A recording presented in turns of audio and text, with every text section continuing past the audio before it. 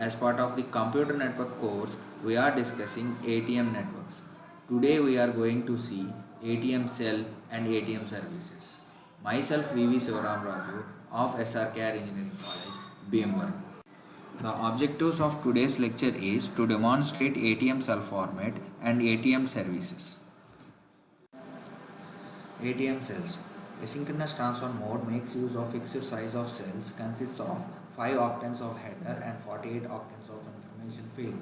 There are several advantages to use small and fixed size of cells. First, the use of small cells may reduce queuing delay. For high priority cells, the waiting time is less. Second, it appears fixed size cells may switch more efficiently. ATM cell format. ATM cell format is as shown in the figure. Based on the header, the ATM cells are two types. The cell at user network interface, the cell at network interface. ATM header fields. The generic flow control field does not appear in cell header internal to the network, but only appeared at user network interface. Hence, it is used to control cell flows only at user network interface. The virtual path identifier VPI consists of routing field from the network. It is 8 bits at user network interface and 12 bits at network interface. Virtual channel identifier. It is used for routing from end-to-end users. Payload type. This field indicates type of information in the information field. Cell loss priority. These bits are used for providing guidance to the network in the event of conjunction. Header error control. This field is used for error control and synchronization of cells. Now we will discuss about ATM service categories. ATM service categories are divided into two types. One is real time and non-real time. Real time are again divided into two types. One is constant bitrate service and second one is real time variable bitrate service. Non-real time services are divided into four types. One is non-real time variable bitrate, second one is available bitrate, third one is unspecified bitrate, fourth one is guaranteed frame rate. Now we will discuss each ATM service in detail. Constant bitrate.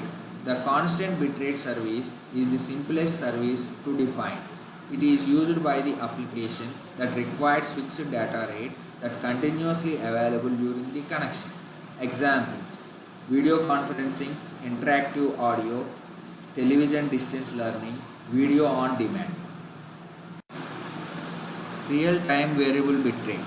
Real-time variable bitrate service used for applications requiring tight limit on delay. Used for time-sensitive applications. It allows more flexibility to the network compared to CBR. It uses statistical multiplexing connections. The applications are live TV transmission.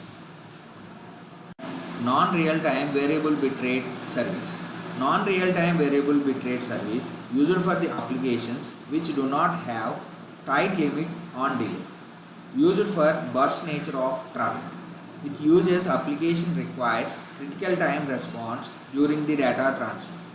Examples: airline reservations, banking transaction, process monitoring.